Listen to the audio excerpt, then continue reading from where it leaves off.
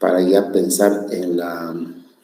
A ver, 1, 2, 3, sí. 3 temas más nos faltan, aparte del que vamos a avanzar hoy. Entonces, estaríamos nosotros tratando de evaluar digamos que 3 temas, el 10, el 12, el 17, el 19, ¿no?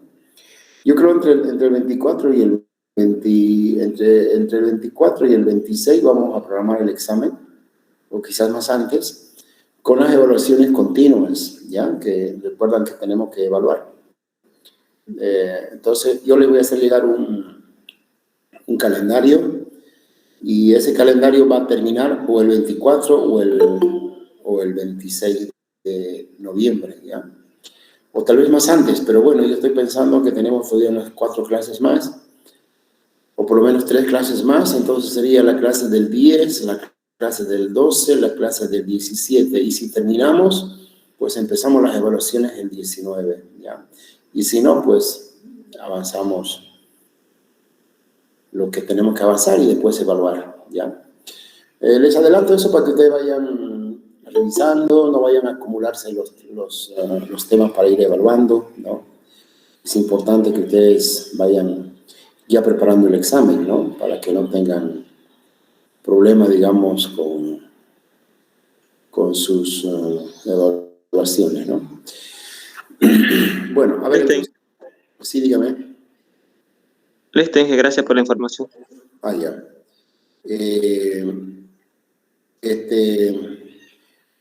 Vamos entonces a continuar con nuestro avance. Hoy nos tocaría la parte de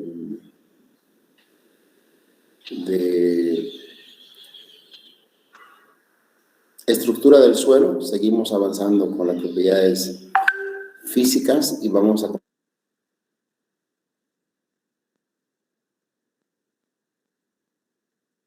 tema.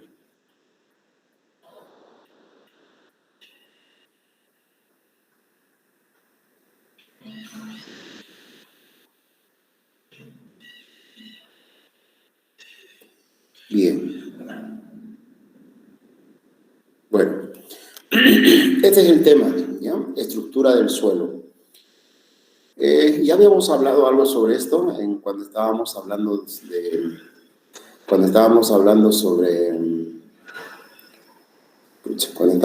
sobre textura, ¿no es cierto? Ya habíamos visto algo de esto. Entonces, vamos ahora a ratificar algunos aspectos técnicos que son importantes a tomar en cuenta. Les voy a hablar de la parte teórica y después ya al final les voy a dejar una metodología de evaluación de la estructura desarrollada por el INTA, ¿ya? Que es de Argentina. Ya eso ya ustedes lo ven. No es complicado, pero bueno, de todas formas se lo voy a dejar. Está en la misma diapositiva, por si acaso, ¿ya? Bueno, ahora vamos a empezar por lo que es esto de estructura del suelo, ¿ya? Vamos a compartir la pantalla de forma más grande. Bueno, como siempre en la primera diapositiva, ¿no es cierto? Ya tratamos de siempre dar la idea de lo que es el tema, ¿no? Creo que, bueno, es más o menos teniendo una lógica de que cuando uno hace un trabajo, el título del trabajo, pues ya da una idea de lo que se trata el tema, ¿no? O de lo que se trata el trabajo. Y aquí algo similar, ¿no? En forma gráfica, ustedes pueden ver, digamos, las diferentes formas, ¿no es cierto?, cómo puede presentarse un suelo en función a la estructura, ¿no? Fíjense, columnar, subangular, angular, prismática, laminar. Evidentemente, estas nominaciones que se ponen acá es, digamos, un poco complicado verlo en el suelo, porque tenemos que, digamos, exponer la estructura del suelo, ¿no? No solo es, digamos, haciendo excavaciones, porque cuando hacemos una excavación, normalmente el perfil o la cara que nosotros vemos es homogénea, ¿no? Entonces tenemos que hacer un poquito de trabajo para ir, digamos, exponiendo realmente la estructura del suelo, ¿no? Entonces, con eso, esto se hace con un cepillo, ¿no? Con un cepillo metálico, un cepillo plástico, haciendo que se vaya soltando las cosas que no son parte de la estructura, y de a poco se van mostrando, digamos, estas columnas acá, ¿no es cierto?, que por eso llama acá la estructura columnar. Aquí estas son las columnas. Subangular, digamos, estas son más o menos como prismas, así como puntas que se va pronunciando en el perfil del suelo. Angular, igual, casi no hay diferencia, solamente que son un poquito más pequeñas. Prismática, bueno, aquí prismas, ¿no?, con diferentes tipos de caro, número, o sea, parecería columnar también, pero fíjense, acá hay diferentes aristas, digamos, de cada una de las columnas, por eso se llama prismática. Y laminar, pues estas láminas, ¿no?, que se van mostrando acá. O sea que la estructura del suelo hay que, digamos, exponerla, ¿no? No es hacer la calicata y ya. Bueno, pero de eso se trata entonces este tema, de ver cómo está estructurado el suelo y qué tipo de estructuras puede presentar el suelo, ¿de acuerdo? Bueno, a ver, vamos a empezar dando algunos puntos que están relacionados justamente con esta característica física. Por ejemplo, acá dice que las partículas del suelo no se encuentran aisladas, formando unos agregados estructurales que se llaman PEDs. Perfecto. Entonces, ¿quiere decir esto? Que los suelos, ¿no es cierto?, la mayoría de los suelos, no todos, la mayoría de los suelos tienen agregados, ¿no? Tienen los PEDs que me llaman, ¿ya?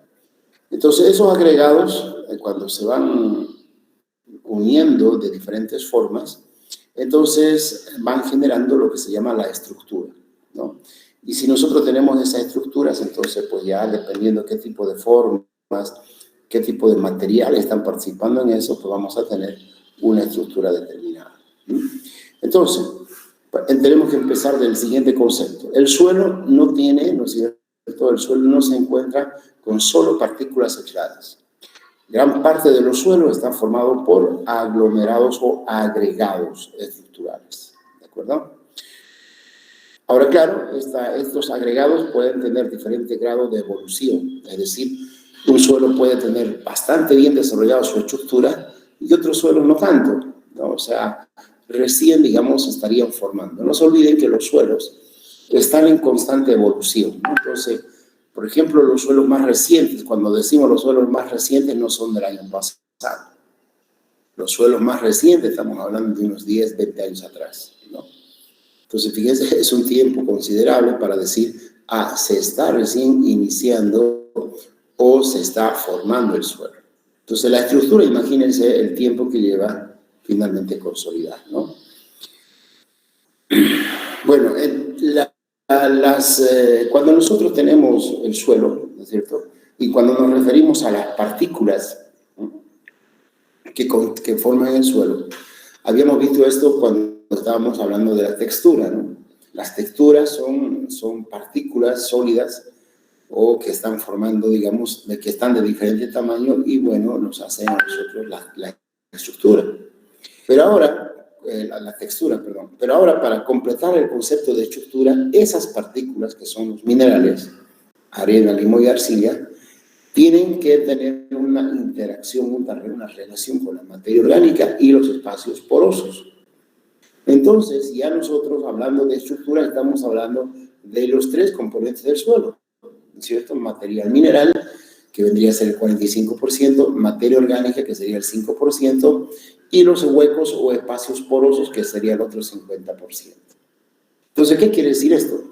Quiere decir que la estructura del suelo, ¿no es cierto?, está relacionado con los componentes del suelo, ¿no? Entonces, la estructura en general, entonces, lo forman los tres componentes, ¿no? El material mineral, el material orgánico y la porosidad, que en ese caso vendría a ser la fase líquida y la fase gaseosa del suelo, ¿no? Bien, entonces, cuando hablamos de estructura, tenemos que hablar de los 4 componentes que tiene el suelo. Ahora, ¿qué es en realidad la estructura, ¿no? La estructura es una propiedad del suelo, es una característica del suelo. ¿Qué es? Y en los textos lo definen como un estado, que es un estado en el cual se encuentra el suelo. ¿Qué significa eso? significa que esta propiedad, ¿no? O esta característica del suelo puede cambiar, ¿no es cierto? Puede cambiar en forma positiva o en forma negativa. ¿Qué significa un cambio positivo?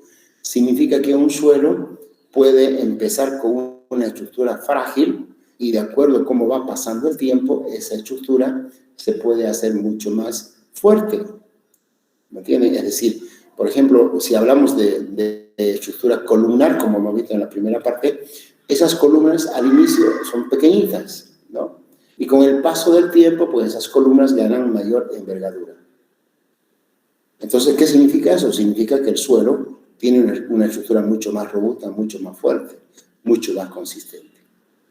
Ahora, también puede evolucionar en forma negativa, es decir, tiene ahí la estructura, pero por el uso que se le da, ¿no? Por el uso que se le da al suelo, podemos llegar a destruir la estructura. ¿No es cierto? Digamos que el suelo está formado por columnas y nosotros metemos maquinaria agrícola y esa maquinaria agrícola lo va destrozando, lo va destruyendo las columnas y por lo tanto la estructura. Entonces eso vendría a ser una modificación negativa, ¿no es cierto?, de la estructura del suelo. Entonces, la estructura del suelo, desde ese punto de vista, es un estado. Y el estado, ¿no es cierto?, ¿qué decimos? ¿Cómo estás? Estoy bien, ¿no? Es el estado de ánimo, nosotros decimos eso, ¿no? Estoy contento, ¿no? Estoy feliz, o estoy triste, o estoy apenado, qué sé yo. Es un estado emocional, ¿no? Pero ese estado puede cambiar. No todo el tiempo vamos a estar tristes, no todo el tiempo vamos a estar alegres, ¿no? De acuerdo a las circunstancias, eso puede cambiar. Es lo mismo en el suelo. En un punto dado, la estructura puede estar bien definida, pero en otro punto ya la estructura puede cambiarse totalmente, ¿no? A diferencia de la textura, me hicieron una consulta si la textura se puede cambiar. Le dije que sí, pero para eso tiene que pasar mucho tiempo, ¿no es cierto? O tiene que haber una cadena de eventos que haga que cambie la textura. Sin embargo, la estructura no. La estructura, principalmente cuando se la empieza a trabajar el suelo, pues está en constante cambio. Obviamente ese cambio desde un punto de vista negativo, porque nosotros cada vez que preparamos el suelo, cada vez que trabajamos el suelo, estamos lamentablemente destruyendo la estructura. ¿Entienden? Entonces, desde ese punto de vista, el cambio sí es rápido, ¿no? Puede ser, por ejemplo, hoy desmontamos un suelo, ¿no? Le estoy dando, fíjense, hoy desmontamos el suelo, en un mes, en 2 meses, ese suelo está listo para trabajar. Y para trabajar, ¿qué significa? Significa meter maquinaria. Y entonces la estructura que tenga el suelo, las podemos modificar. ¿Qué? ¿En cuánto? En 2, 3 meses. Y si seguimos trabajando, pues en 2, 3 años. Que no es lo mismo que la textura, ¿no es cierto? Porque la textura no es fácil de cambiarla. Sin embargo, la estructura sí, ¿ya? Bueno, ahora, cuando uno quiere evaluar, ¿no? Acá dice la estructura se manifiesta cuando el suelo está seco. Eso significa que nosotros cuando queramos evaluar la estructura del suelo, cuando queramos visualizar estas formas, ¿no? Estas formas, lo que tenemos que hacer primero es que se seque el suelo, que pierda humedad. ¿Por qué? Porque la humedad de alguna manera juega como un papel aglomerante, ¿no es cierto? A ver, imagínense ustedes, agarran la arena en la mano, lo mojan la arena, lo apretan y la arena se apelmaza, ¿no? Pero eso es mientras está el agua. Y una vez que el agua se va retirando, la arena se va soltando, ¿no? Se va dispersando. Entonces, ¿eso qué quiere decir? Eso quiere decir que el agua juega un papel muy importante en la estructura del suelo, por lo menos para visualizarla. Entonces, si nosotros queremos ver la estructura, lo que tenemos que hacer es secar el suelo, es decir, secar esta pared, este perfil del suelo. Y como les decía, con una brocha metálica o plástica, ir sacando, ¿no es cierto?, como ir barriendo, digamos, como los arqueólogos, ¿no? Cuando encuentran un fósil, con sus cepillos, ¿no? Descubriendo de a poquito el fósil que han descubierto. Aquí es algo similar, ¿no? Entonces, lo que no es parte de la estructura va a ir cayendo. va a ir cayendo, claro, porque no está formando parte del aglomerado o no está formando parte del agregado.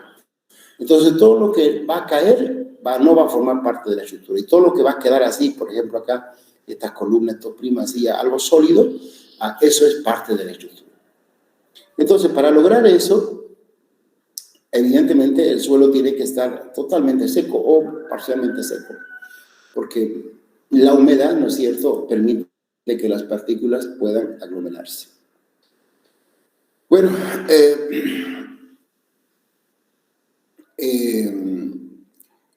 el siguiente punto es lo que les acabo de decir, ¿no? En el suelo húmedo sobre el masivo, sin grieta, la estructura no se manifiesta. Claro, ¿no? Es lo que les decía, ¿no? O sea, no lo podemos observar en suelo húmedo. Hay que secar y hay que ir descubriendo de a poco la estructura, ¿no? Bueno, en los PEDIs hay material inerte, arenas que se unen con la materia orgánica y la arcilla y otros agentes cementales. Perfecto. ¿Qué significa esto? Esto significa que para que se vayan formando esos agregados, ¿no es cierto?, necesitamos nosotros que haya material adherente. O sea, material que permita que las partículas permanezcan pegadas, ¿no?, una a otra. Y esa forma de cómo se van pegando, van informando estructuras laminares, granulares, columnares, prismáticas, ¿no? Obviamente también depende de qué tipo de material se está agregando. Entonces, en este caso, el material aglomerante viene a ser la arcilla y la materia orgánica. ¿Eso qué quiere decir? Eso quiere decir que en un suelo donde hay una buena cantidad de arena arcilla y o materia orgánica, entonces hay la posibilidad de que haya una evolución positiva de la estructura del suelo. Si no hay material aglomerante, de entrada, la estructura no se va a formar o va a tardar en formarse. Pero si hay el material aglomerante, entonces esto facilita, ¿no?, la formación de agregados. A eso es a lo que se refiere ese punto, ¿no? Bueno, aquí hay, en este punto hay dos términos técnicos muy importantes, ¿no? Si las arcillas están dispersas, el suelo carece de estructura. Si están floculadas, forman estructura. El término técnico es este: floculación, que tiene relación con la dispersación o llamemos desfloculación, ¿ya? Entonces, el término floculación, entonces, es un término técnico que se utiliza para decir que las partículas del suelo están unidas, ¿ya? Están unidas. Entonces, ¿qué decimos nosotros? La arcilla es un material que puede estar floculado. Es decir, las partículas de la arcilla están unidas. Y esa floculación hace que esa arcilla pueda actuar como material aglomerante o, como dice, cementante. ¿De acuerdo? Pero cuando las arcillas están dispersas, ¿ya?, eso se llama desfloculación. Quiere decir que las arcillas están dispersas. Y cuando las arcillas están dispersas, digamos, una causa de esa dispersión es, por lo general, química, ¿ya? No es física. ¿Por qué razón? Porque las arcillas, cuando están aglomeradas o cuando están floculadas, se unen no porque estas, digamos, pueden pegarse una a otra, no, sino que hay una atracción entre ellas, o hay un material o un elemento químico que permite que lo esté uniendo. A ver, más o menos voy a tratar de explicar esto de una manera gráfica. Voy a poner acá, aquí. Supongamos que esta es una arcilla, bueno, así se lo simboliza la arcilla, así como un hexágono, y aquí está la otra arcilla, otra partícula de arcilla. Entonces uno lo ve así, dice, están unidas, ¿no?, están juntas. ¿Algún material aglomerante está actuando ahí? No. ¿Ya? No nos olvidemos que las arcillas tienen carga negativa, ¿no? Cuando habíamos hablado de material orgánico, el humus, no sé si les dije, pero bueno, las arcillas tienen cargas negativas, también el humus, ¿no? Tienen cargas positivas y negativas en general, pero tienen mayor cantidad de cargas negativas, ¿ya? Bueno, entonces estas cargas negativas, si es carga negativa y carga negativa, tendrían que repelerse, ¿no? Como cualquier fenómeno eléctrico, ¿verdad? Y entonces tendrían que estar dispersas, ¿no? Entonces, cuando están así dispersas, se llaman arcillas o materiales desfloculados. Entonces, ¿qué hace que esto se mantenga unido? Lo que mantiene unido a estos materiales es una sustancia química, un elemento químico que tiene por lo menos 2 cargas positivas. ¿De acuerdo? Por lo menos 2 cargas positivas. Al tener estas 2 cargas positivas, entonces esto es lo que mantiene de esta manera. Juntas, ¿ya? Ahora, si hubiese una sola carga positiva nada más, ¿no es cierto? Si hubiese una sola carga positiva nada más, lo que hace es desflocular. O sea, digamos que están ahí, ¿no es cierto?, floculadas, y viene acá una carga positiva, lo que hace es separarlos, ¿no es cierto?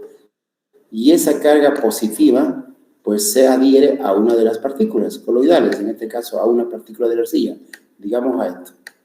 Listo. Pero como no tiene suficiente carga positiva, entonces el otro queda suelto. Y entonces eso significa desfloculación. Floculación, desfloculación, ¿ya? Y entonces aquí esto es un aspecto químico, es una característica, es una función química eso. Y ustedes dirán, ¿y quiénes son los que tienen carga más 2 y carga más 1? Pues aquí juega un papel muy importante los cationes que tenga el suelo. Todos los cationes que tengan más de 2 cargas, por ejemplo, está el calcio, ¿cierto?, el magnesio, el zinc, ¿no?, el zinc, el cobre, y bueno, y todos esos elementos químicos que forman parte del suelo. Entonces, estos tienen carga más 2. Entonces, estos cationes, ¿no es cierto?, son los que mantienen floculadas a los materiales arcillosos. Ahora, el sodio, ese es el dispersante, ¿no? Entonces, por eso que cuando hemos visto textura del suelo, recuerdan que agregábamos un dispersante, y era el hexametafosfato o carbonato de sodio. Entonces, claro, como el sodio tiene una sola carga, se posiciona aquí en la unión y entonces lo separa. Entonces, el sodio, en este caso, sería un material desfloculante, ¿no? O sea, hace que las arcillas se encuentren en forma dispersa, en forma no floculada o desfloculada, ¿listo?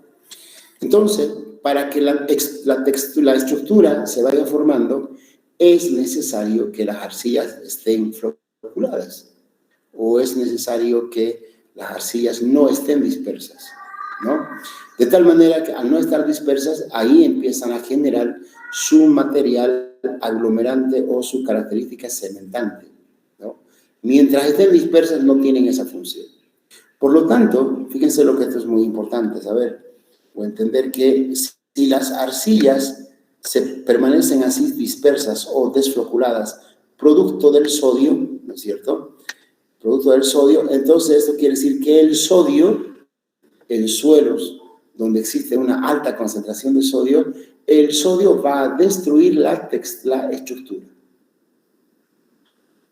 Entonces, desde ese punto de vista, la destrucción de la estructura no solo es física, ¿no? O sea, cuando nosotros metemos una máquina o una herramienta, estamos destrozando la estructura, pero no solamente es física, sino también es química, cuando hay sodio. Entonces, por eso que cuando uno analiza todo el aspecto químico del suelo, gran parte de las sustancias químicas son nutrientes, pero hay 2 que realmente no lo son y son muy importantes en la función que tiene en el suelo. Uno es el sodio y el otro es el aluminio. En su momento les voy a decir qué función cumple el aluminio. Tiene más relación con el pH del suelo. El sodio también tiene una relación con la salinidad del suelo. Pero en este caso también tiene aquí su influencia en la destrucción de la estructura desde el punto de vista químico, ¿ya? Bueno, entonces esa floculación y defloculación es muy importante tomar en cuenta. Ahora, la estructura, como cualquier otro aspecto físico, ¿no es cierto?, tiene relación con otras propiedades físicas del suelo. ¿no? Ahí hace mención, por ejemplo, a la porosidad. Sí, ¿no? Un suelo con una buena estructura generalmente tiene, bueno, depende de qué tipo de estructura, generalmente tiene una buena porosidad, ¿no? Pero cuando el material está disperso, en realidad no hay porosidad, lo que hay son espacios vacíos por donde pues, se pasa el agua, digamos, ¿no? O cualquier otro material. Entonces, la estructura tiene relación con la arcilla, con el limo, con la arena, por lo tanto tiene relación con la textura, ¿no es cierto? Tiene relación con la densidad, tiene relación, por lo tanto, con la densidad real, densidad aparente, y obviamente con la porosidad, ¿no? Y otras características, por ejemplo, con las funciones hídricas, con el perfil hídrico. O sea que la estructura tiene una función bastante amplia y una relación con muchos de los componentes del suelo, ¿no? Entonces, esto nos ratifica que una característica del suelo no se lo puede ver en forma individual, sino siempre en forma integral, ¿no? Bueno, aquí tenemos algunas fotografías, ¿no? que más o menos nos pueden indicar de cómo se van formando esos agregados o esas estructuras, ¿no? Esto es este tipo de visualizaciones, ¿no es cierto? Se lo hace, digamos, con un carácter investigativo, ¿no? Con un carácter así, digamos, técnico, de diagnóstico exploratorio, ¿no? O de productivo, digamos, no hay necesidad de llegar a ese nivel de hacer una observación microscópica de la formación de la estructura. Pero bueno, cuando uno hace una observación microscópica, es decir, una porción del suelo, pues tendría que observar todo esto, ¿no? Esto. El material orgánico, que vendría a ser el humus, ¿no es cierto? Las arcillas, depende del tipo de arcilla, las arenas, los poros, todo este espacio lo tendría que ver. En otras palabras, tiene que ver todos los componentes del suelo, porque aquí están los componentes del suelo, ¿no? El material orgánico, ¿no? El material mineral, que serían las arenas y las arcillas, y el espacio poroso. O sea, esto sería una visualización de los componentes del suelo, ¿no? Y seguramente ahí, en la observación microscópica, se pueden observar qué tipo de materiales están presentes, ¿no? Pero bueno, como les digo yo, eso es una cuestión, digamos, más para fines investigativos, ¿no? Con fines así de diagnósticos o de trabajos exploratorios, pues digamos, no hay necesidad de llegar a ese detalle, ¿no? Pero si alguien quisiera, pues se puede observar eso. Ahora bien, ¿cómo es que, digamos, los coloides, ¿no es cierto? En este caso, la arcilla y el humus, pues generan, digamos, ese material, lo que yo les decía, esa floculación, ¿no? Aquí está. La arcilla y el humus, ¿no es cierto? La arcilla y el humus tienen carga negativa, ¿no? Es lo que le dije. Aquí está la carga negativa de la arcilla y la carga negativa del humus, ¿no? Y entonces, estos dos coloides, se los denomina así, estado de los coloides, pues se lo debe la carga negativa y la carga negativa de la arcilla y el humus a la composición, ¿no? ¿Recuerdan cuando habíamos visto el humus, la materia orgánica? En el humus habían varias funciones orgánicas, ¿no? Aldehídos, cetonas, ácidos carboxílicos, bueno, fenoles, ¿no? Alcoholes. Y esos, evidentemente, generan cargas negativas. Por lo tanto, el humus tiene en su mayoría cargas negativas. Ahora, las arcillas, su carga negativa se originan por la composición. Ustedes saben que las arcillas están formadas por óxidos, ¿no? Óxidos de silicio, óxidos de hierro, óxidos de aluminio, ¿no? Y entonces esos generan también carga negativa. Entonces de ahí viene que los coloides tienen carga negativa. Ahora bien, cuando los coloides, sea arcilla o humus, están adheridas al calcio, ¿no es cierto? Entonces hacen que las arcillas y el calcio permanezcan juntas, es decir, el calcio, en este caso el calcio, está atrapando, si ustedes quieren, o uniendo dos partículas de arcilla que tienen carga negativa. Es decir, aquí está, desde un punto de vista químico, está escrito eso. Y yo acá, aquí atrás, se los había dibujado, ¿no? Ajá, aquí, esto. Esto es lo que nos muestra el estado de los coloides, ¿no? Coloide floculado, floculado. ¿Quién hace esto? Dijimos calcio, magnesio, zinc, cobre. ¿Quién hace esto? El sodio. Esto que está aquí en dibujitos, eso está acá ya explicado con reacciones químicas. ¿De acuerdo? Entonces, el calcio, pero no solo el calcio, sino el magnesio, el zinc, el cobre, ¿no? Todo lo que tienen carga más 2, el manganeso también, generan este tipo de unión entre partículas coloidales, ¿no? Ahora, la presencia de este calcio, por ejemplo, el calcio y el magnesio, están relacionados también con la acidez o la alcalinidad. Entonces, las arcillas y los coloides van a generar floculación cuando exista bastante liberación de ion calcio. Y para que haya liberación del ion calcio, tiene que haber un pH alcalino, ¿no? Alcalino. Por eso que cuando, no sé, seguramente ustedes van a hacer análisis de calcio y magnesio en el suelo, cuando ustedes quieran analizar calcio, ¿no es cierto?, por volumetría, esto se hace cuando se utiliza volumetría. Si lo hacen por espectrofotometría, no lo van a hacer. Pero si lo hacen por volumetría, normalmente el extracto del suelo tiene un pH, digamos, en el mejor de los casos, yendo a la alcalinidad, digamos, un 7,3, un 7,4. En 7,3, 7,4, el calcio no todo el calcio está soluble, ¿no? Por lo tanto, nosotros si queremos analizar calcio en el suelo, tenemos que ver todo el calcio que está soluble. Entonces, ¿qué hacemos? Agregamos hidróxido de sodio, ¿para qué? Para subir el pH hasta un valor igual a 10. En un valor de pH igual a 10, todo el calcio del suelo tendría que estar soluble. Entonces, eso implica que la forma iónica del calcio, para que mantenga floculadas las partículas coloidales, tiene que estar acompañado de una cierta alcalinidad, ¿ya? Ahora bien, eso, de acuerdo a eso, si lo tomamos así como un punto importante, entonces, ¿qué pasa en la acidez? ¿En la acidez las arcillas están desfloculadas? No. ¿Por qué? Porque ustedes saben, hay cationes, el calcio es un catión, hay cationes que tienen reacción ácida.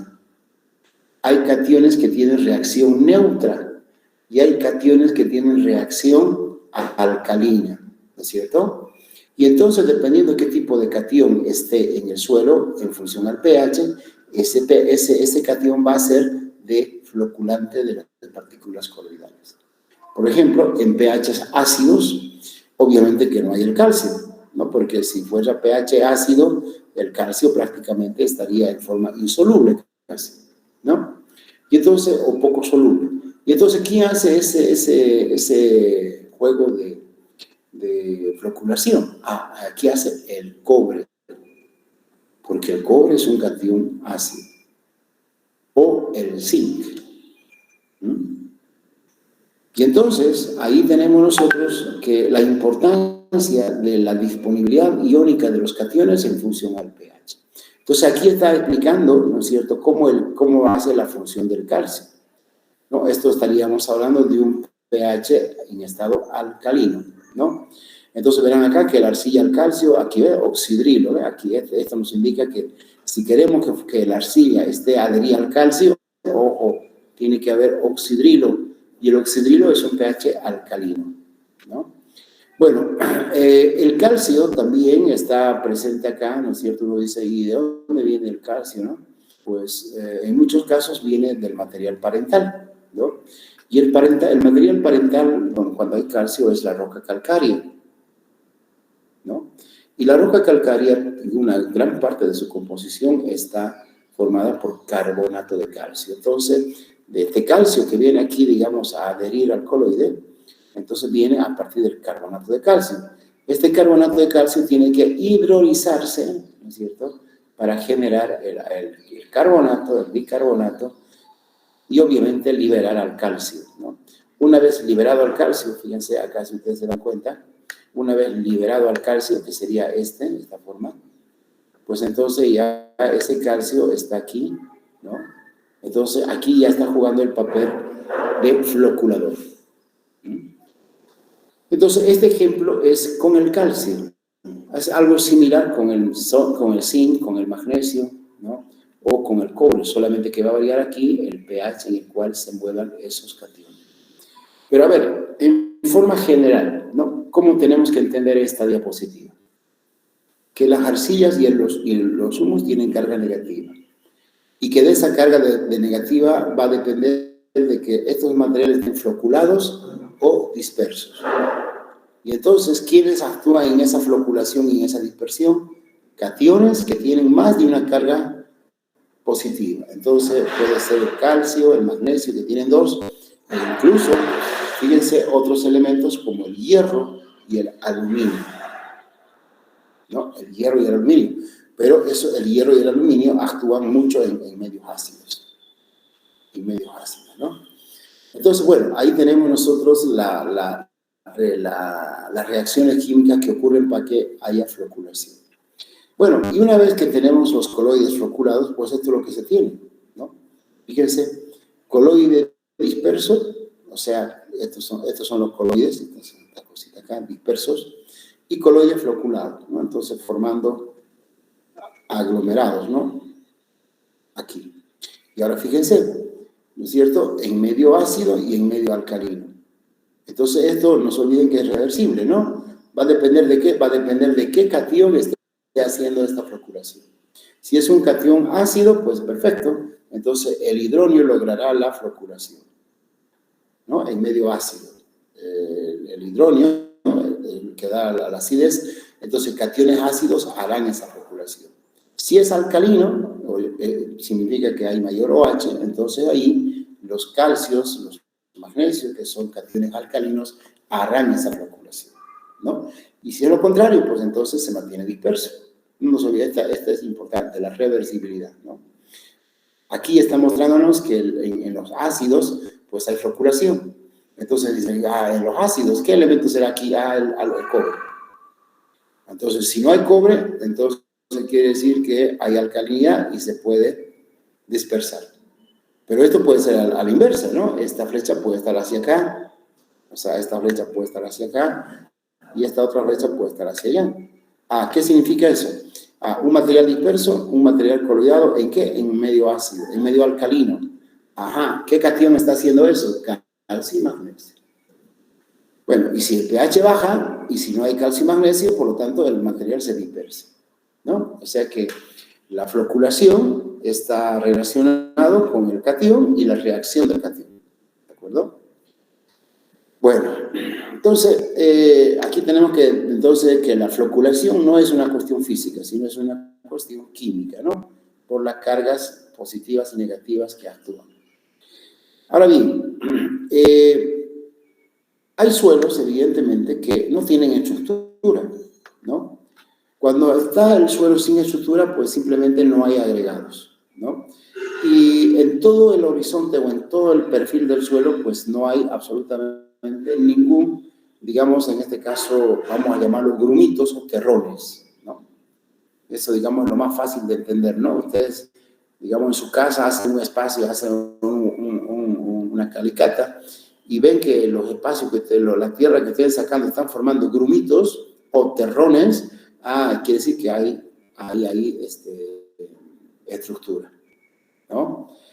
Pero si se va la humedad y después, bueno, su material se dispersa, entonces quiere decir que no hay estructura, que esos grumitos que estaban, o esos montículos de tierra que se estaban formando, eran nada más por la humedad. Y como la humedad se fue, el material se dispersó, ¿no? Entonces ahí hay suelos que no hay prácticamente, digamos, no tienen estructura, ¿no? Bueno, pero si tienen estructura, entonces esta estructura nosotros la podemos clasificar, ¿no? Se la clasifica por la forma, por el tamaño y por el grado de desarrollo, ¿no? Entonces, por la forma, fíjense, migajosa, granular, columnar, es decir, las formas que uno puede observar, ¿no? Ahora, claro, también está que las formas que uno puede observar está en función al mineral que predomina en el suelo. Por ejemplo, cuando nosotros tenemos mucha arcilla, ustedes saben que la arcilla es resbalosa, ¿no? Por eso que cuando uno va en un camión, en un auto, por un camino arcilloso, la arcilla hace que el vehículo pues resbale o nosotros mismos resbalemos. ¿Y saben por qué es eso? Porque su estructura es laminar. Claro, son láminas, ¿no? Láminas enteras. Entonces, es como cuando uno entra a un piso, ¿no? De azulejo entero, escucha, si no tiene un buen zapato, pues va a resbalar, porque es una lámina completa, ¿no? Entonces, algunas estructuras, ¿no es cierto?, están relacionadas mucho con el tipo de material que está predominando en la textura. Entonces, los suelos arcillosos tienen una estructura laminar, ¿no es cierto?, prismática y angular y subangular. Donde ya disminuye esto, entonces ya tenemos migajosa, granular, ¿no? Y la columnar es ya cuando tenemos prácticamente una estructura muy avanzada, de alto grado de desarrollo, donde pues existen, digamos, materiales aglomerantes como la arcilla y la materia orgánica. Bueno, entonces estas formitas hay que verlas, pero ya les dije que hay que descubrirlas, ¿no? No es hacer una calicata y ya la estructura se va a manifestar, no. Hay que hacer secar y con un cepillo hay que soltar todo el material que lo está formando parte del agregado. Por el tamaño, pues el tamaño grueso, mediano, fino, muy fino. ¿Esto qué significa? Un terrón, por ejemplo, un terrón puede ser un terrón de buen tamaño, un terrón de menor tamaño, fino, y un terrón chiquitito, ¿no? Bueno, entonces ese es el tamaño. O una columna grande, pequeña, mediana o fina, ¿no? Entonces eso está. En los terrones me parece que se puede ubicar más por el tamaño, ¿no? Y el grado de desarrollo. Esto ya hay que evaluarlo, ¿no? No se lo puede decir, tiene fuerte, media, débil o nula. Esto hay que evaluarlo, ¿no? Entonces, por ejemplo, si tiene una estructura columnar y las columnas son bastante sólidas, bastante consolidadas, bastante fuertes, entonces, claro, estamos hablando de un grado alto de desarrollo, fuerte. Ahora, puede formarse una columna, pero muy frágil, ¿no? O sea, un golpecito y ya se deshizo la columna. Entonces quiere decir que es débil o prácticamente medio, ¿no? Entonces eso hay que evaluarlo. Hay una metodología que el INTA ha desarrollado para poder evaluar la estructura, ¿no? Entonces estas son las tres formas de evaluar la morfología de la estructura: la forma, el tamaño y el grado de desarrollo. Bueno, entonces estos son los tipos de estructuras, ¿no? Migajosa, granular. Migajosa es así, digamos, como terroncito, ¿no? Granular, granos, bloques, angulares, subangulares. Bueno, son estas, digamos, algunas formas como uno puede ver, ¿no? Vuelvo a reiterar, para ver estas formas hay que exponer, ¿no?, la estructura, el perfil del suelo. Así, algo así como estos, por ejemplo, ¿no? Fíjense, estas son columnas, ¿no? Escucha, este suelo columnar, pues es bastante, esta columna, por ejemplo, es bastante maciza, ¿no? Bastante grande. Quiere decir porque esta estructura pues tiene una tremenda evolución, ¿no? Una evolución muy fuerte, porque para formar esta estructura, obviamente, ha tenido que pasar bastante tiempo, ¿no? Y fíjense que la estructura no está a una profundidad. Fíjense que aquí está la superficie del suelo, y yo creo que unos 10, 20 centímetros ya se encuentran las columnas, ¿no? Aquí lo mismo, columnar, ¿no? Entonces, aquí igual, ¿no? Parece ya un cimiento esto, ¿no? Pero bueno, ahí está. Y aquí está la otra, ¿no? Las columnares. Entonces, bueno, claro, entonces cuando uno observa esto, pues es fácil identificar que es una columna, ¿no? Y ahí podemos decir que es estructura columnar. La estructura angular, fíjense, es así, ¿no es cierto? Con terrones, digamos, con cortes, ¿no? No son redondos, son así con cortes. Entonces, cuando uno ve este tipo de estructuras o ve este tipo de formas, entonces, angular o subangular, ¿no? La diferencia entre angular y subangular realmente es muy pequeña, ¿no? Directamente podemos decir angular, ¿no? La diferencia está en que los angular viene de ángulos, ¿no? O sea, que van desarrollando este tipo de ángulos. Entonces, estos ángulos son bastante acá bien visibles, y aquí los poquitos, los chiquititos ángulos, ahí por eso se llama subangular. Pero básicamente podemos quedar como estructura angular, ¿no? Entonces, ¿estos en qué tipo de suelo se presentan? En suelos arcillosos, como le decía yo, ¿no? Y bueno, entonces pueden estar en horizontes B, horizontes A también, pero generalmente están en horizontes B porque para que se mantenga esto, puede que no tenga que llegar, digamos, en este caso, la maquinaria, ¿no? Pero si llega la maquinaria, pues sería que esto lo destruye, ¿no? Bueno, ahora la estructura prismática, ¿no? La estructura prismática, verán acá que esta es la estructura prismática, y es como prismas, ¿no? O sea, como una especie de una pared puntuda, ¿no? Con aristas, ¿no? Aquí, por ejemplo, acá se puede ver bien clarito una arista, ¿no? Ahí, ¿no? Entonces, cuando vemos ese tipo de estructuras, pues hablamos como prismática, ¿no? Entonces, este tipo de estructura también, obviamente, no es solo arcilloso. Entonces, fíjense que los arcillosos son los que determinan, digamos, el tipo de estructura por lo general. Porque, bueno, ese es el material aglomerante. La estructura laminar, ¿no? Bueno, esta es la estructura laminar en realidad. Esto ya es en la parte superficial. Se encuentra las arcillas, por eso es lámina, ¿no? Por eso uno resbala. Pero si nosotros hacemos un perfil, aquí está la laminar, ¿no? Entonces, fíjense, cuando uno dice que es laminar, los cortes son en este sentido. Son horizontales, ¿no? Las líneas. Y entonces, si uno sigue la línea, lo que tiene es una lámina, pues, ¿no? Hay una lámina. Por eso se llama laminar, ¿no? Y esta otra que es escamosa, es las escamas, es lo que yo les decía, la parte de cuando vemos la estructura, ¿no? Las escamas que se forman cuando hay demasiado limo. Pero bueno, esto también es una estructura, pero una estructura en la superficie del suelo, ¿no? Que evidentemente pues es fácil de destruirla y que no es para nada permanente, ¿no? Si esta estructura si está abajo del suelo a una profundidad interesante, entonces sí, digamos, puede permanecer. La estructura granular son granitos, gránulos, terrones, ¿no es cierto?, que son de forma redondeada y pues creo que es lo más común, al menos acá en las zonas de Santa Cruz, donde los suelos son aluviales y tienen poca estructura desarrollada, ¿no?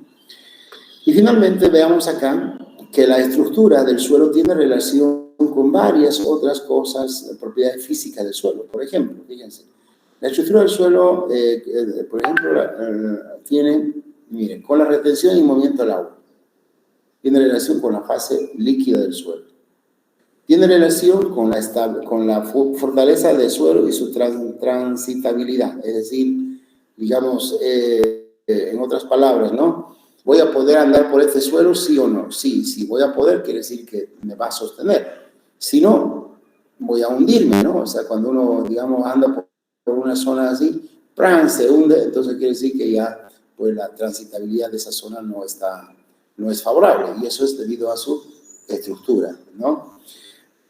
Después acá, las interacciones con la biota y emisiones de gas, en este caso, claro, si hay una buena estructura, hay una buena aireación para la biota, y entonces habrá una buena cantidad de emisión de gases, ¿no? Aquí tiene relación con la porosidad y la retención y movimiento del agua, ¿no? Entonces, y todos estos, pues, se van ampliando su relación, ¿no?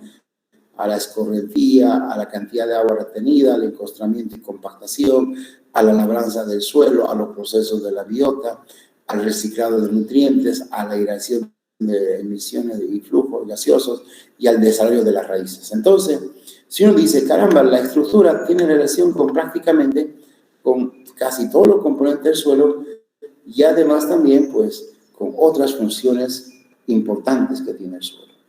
Por lo tanto, la estructura no es, digamos, una característica que se la puede dejar pasar, ¿no? En función a la estructura, incluso hay trabajos o hay recomendaciones que se les puede dar, ¿no? Una estructura frágil quiere decir que hay que tener con cuidado, hay que manejar con cuidado ese suelo.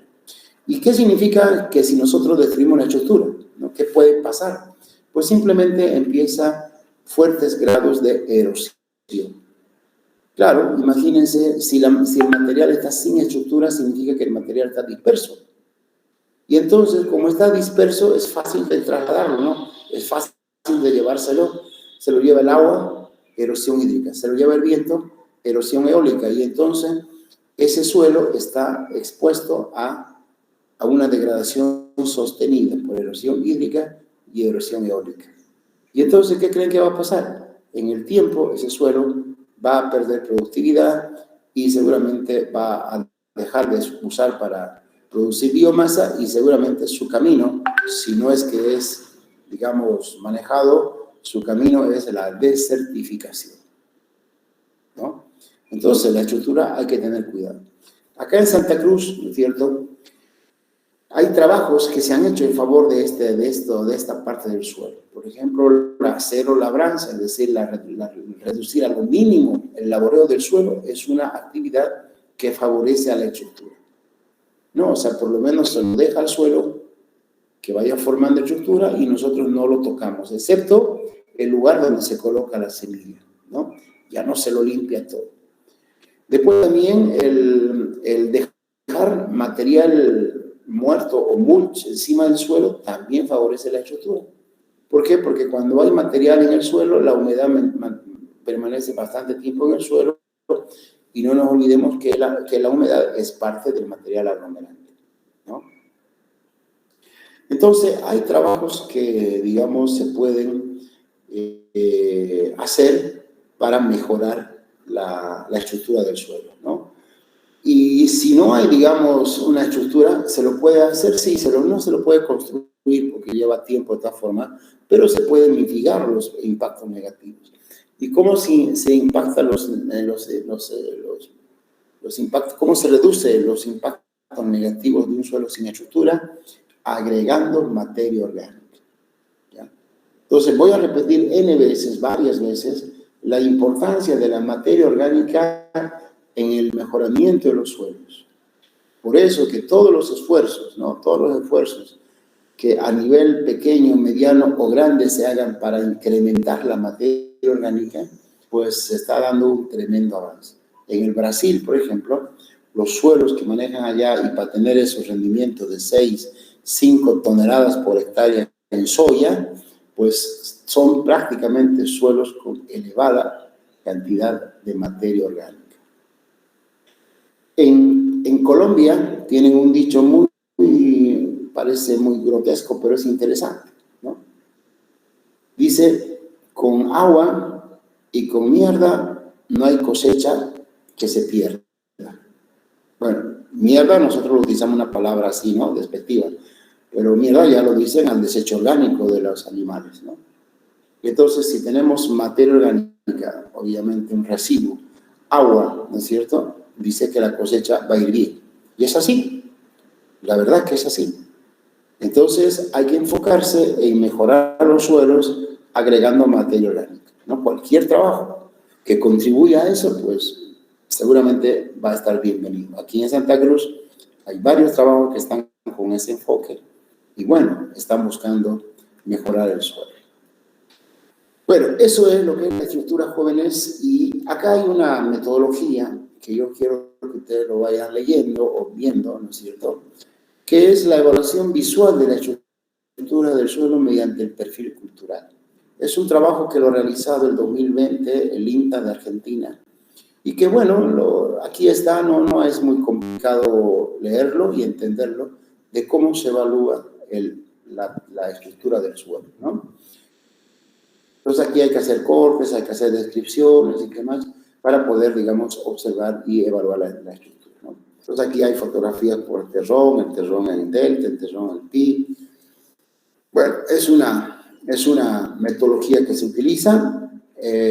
Yo, honestamente, he utilizado no más de 2 veces y la verdad que digamos, no ha sido muy trascendente, ¿no? Cuando yo lo vi, me pareció interesante y me pareció, bueno, hay que usarlo, ¿no? Pero ya lo he usado 2 o 3 veces, creo, y la verdad que no tengo mucha...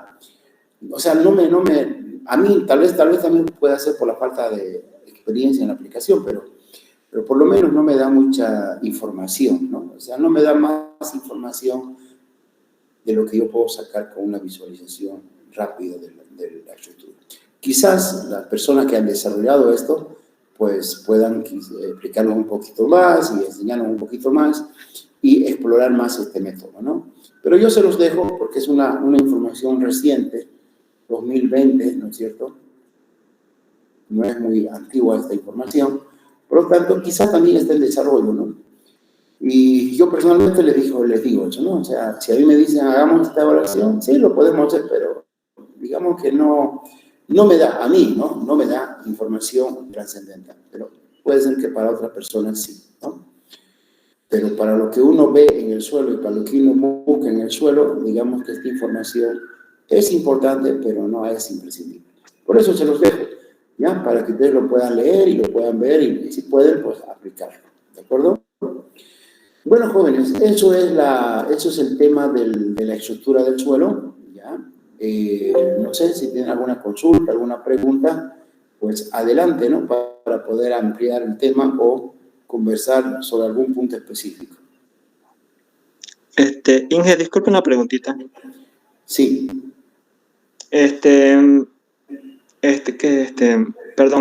Si ocurre, digamos, una excesiva lluvia, digamos, que se llene totalmente un sector de agua, también podría producir que la estructura se destruya de alguna manera, o sea, una inundación. Por ejemplo, cuando hubo el fenómeno de la Niña, ¿no es cierto?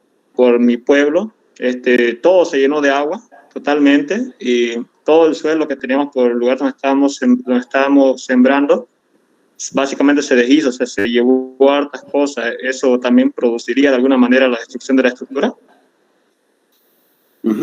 Ya, a ver, primeramente, cuando hay un empobrecimiento del suelo, y por este caso, digamos, por el efecto excesivo de agua, estamos hablando de una erosión directamente hídrica, ¿ya? Entonces, si usted dice que, bueno, el agua se lo llevó, usted textualmente lo dijo, entonces significa que ese suelo estaba o ha sido, ¿no es cierto?, ha sufrido un efecto de la erosión hídrica. Ahora bien, ¿qué pasa? ¿Por qué? No sé cuál habrá sido, con qué dimensión habrá ocurrido esta erosión, hubiese tenido que verlo, pero la erosión hídrica en la mayoría de los suelos está presente, ¿no?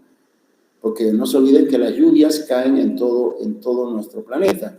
En algunos más, en algunos menos. Esos fenómenos del niño y de la niña hacen que las lluvias aumenten en intensidad, ¿no? Entonces, ¿qué es una lluvia intensa? Significa una gran cantidad de agua en menos tiempo. Ese tipo de lluvias, evidentemente, son muy destructivas. ¿Por qué? Porque causan, ¿no es cierto?, la erodabilidad del suelo. Y no solo llevan partículas pequeñas, sino llevan partículas grandes, ¿ya? O sea, incluso podemos hablar de rocas, ¿no? Y si ese suelo está expuesto o está ubicado en una pendiente, entonces esto multiplica más el efecto negativo de la erosión hídrica.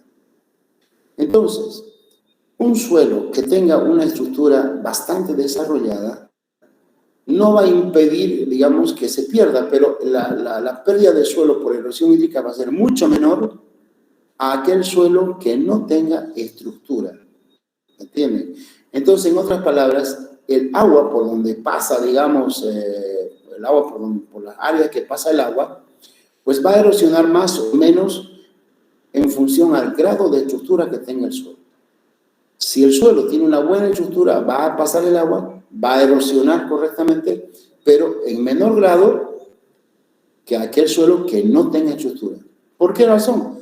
Porque si tiene estructura, el material va a estar aglomerado. En otras palabras, digamos, voy a hacer un poquito más, no tan técnico, digamos, grumos grandes, ¿no? Grumos grandes. Entonces, claro, si el agua pasa, los grumos van a dejar de ser grandes, pero los van a hacer un poco más chiquititos, ¿no? Claro, y usted dice, ¿por qué ha reducido el tamaño del grumo? Pues se erosiona. Pero ahora imagínense si no hubiese terrones grandes o grumos grandes, serían terrenos pequeños terroncitos o pequeños grumitos. Viene el agua y se lo lleva todo. Entonces, ahí estamos hablando de que la estructura reduce, ¿no es cierto?, de alguna manera los factores o los efectos erosivos, tanto del agua como del viento, ¿no? Entonces, ahora, claro, si usted dice se destruyó, lógico, ¿no? También se destruye. Claro, si pasa el agua y se lo lleva a los terrones, se lo llevó todo el suelo y estructura y todo, ¿no? Pero si la estructura es sólida, pasa el agua y quedan los terroncitos. ¿Me entienden? Y entonces ahí es donde la estructura juega un papel muy importante. No sé si he podido responder a su pregunta. Sí, entonces de cierta manera la erosión hídrica no llegaría a destruir la estructura, ¿no? Claro, ninguna erosión, ninguna forma de erosión. Hay dos tipos de erosión, ¿no? Hídrica y eólica. Sí. Permanentemente están erosionando. Imagínense la roca, que es un material macizo, ¿no es cierto? Está expuesto a la erosión hídrica y a la erosión eólica. Claro que en miles de años o en varios años, esa roca va a ser producto de la erosión. Va a tener efectos de la erosión hídrica o eólica. Estoy hablando de la roca, de un material macizo, que de alguna manera en mucho más tiempo seguramente, pero va a ser reducida esa roca, producto de la erosión. Entonces, si estoy hablando de una roca maciza, a un PETS nada más, que es material aglomerado, juntado, si ustedes quieren, que es mucho más frágil que una roca, entonces, claro, está más expuesto, ¿no es cierto?, a ser destruido por la erosión eólica, erosión hídrica. Ahora, más destruido en función al grado de avance o al grado de evolución de ese PETS, ¿no? O sea, si tiene una buena evolución, una buena estructura, va a ser gastado, va a ser reducido, pero en menor proporción cuando no haya o no esté formada la estructura, ¿no? Listo. Bueno, muchas gracias. Ok. ¿Alguna otra consulta? Bueno, creo que ya no hay las más consultas, entonces dejamos aquí la clase. Vamos a continuar el próximo miércoles. Vamos a tomar ya otra característica, que es la densidad y la porosidad, ¿ya?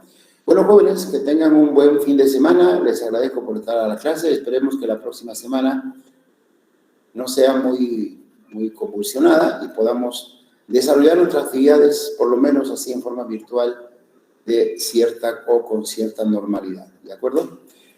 Bueno, que tengan buen día y buen fin de semana. Hasta luego, jóvenes.